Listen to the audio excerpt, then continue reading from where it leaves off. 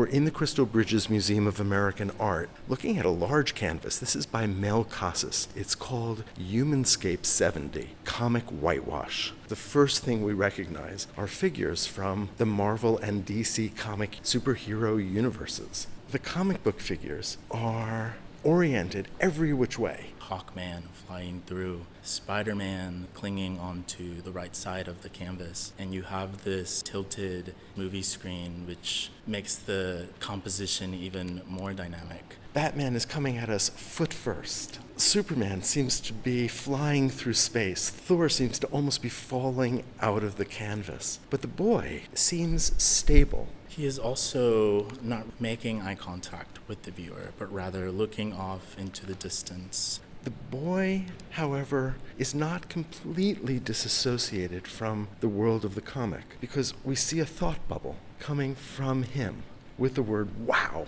And this wow can be interpreted as amazement or this moment of awe. The boy seems to be in his own thoughts. Perhaps his understanding, his appreciation, his sudden realization that the world of the comic book hero that exists above his head is not the world that he lives in. And I think when you look at these letters that are painted towards the bottom of the canvas, you realize that he has made a conscious decision to incorporate these white male superheroes, putting them within the same picture plane of this boy who is not white, this boy who is not in any way depicted as heroic.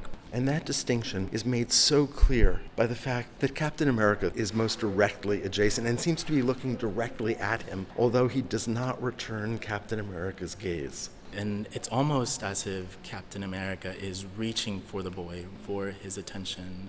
In fact, with his right hand fingers spread, he almost seems desperate in the futility of his efforts. The term whitewash means to cover up. But the artist is incredibly clever and knows his art history.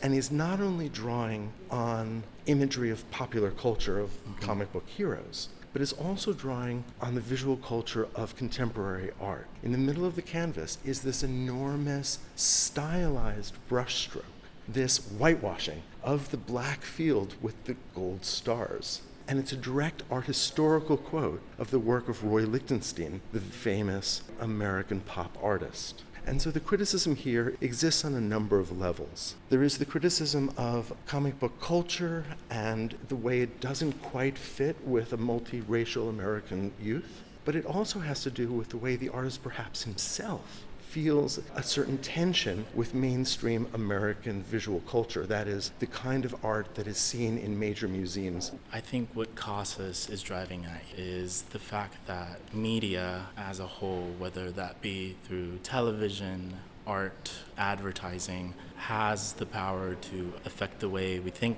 and the way we see ourselves. Here, Casas is really thinking about media, the impact of the things we consume. What I find so compelling about this painting is, on the one hand, its subject has serious social critique, but on the other hand, it's a pleasure to look at.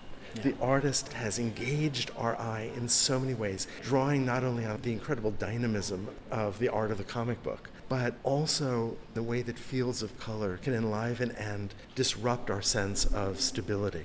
Another thing worth noting is the color palette. You see the way he is incorporating a lot of these blues and reds and whites, and how familiar and patriotic a lot of these colors can feel. We even talked about the gold stars and the way it might allude to this flag-like imagery. We might read this white brushstroke as being very painterly, but also flowing and dripping into the larger expanse of the canvas. Looking at the boy directly above him, the drips almost seem to be pouring down as if they were going to land on him.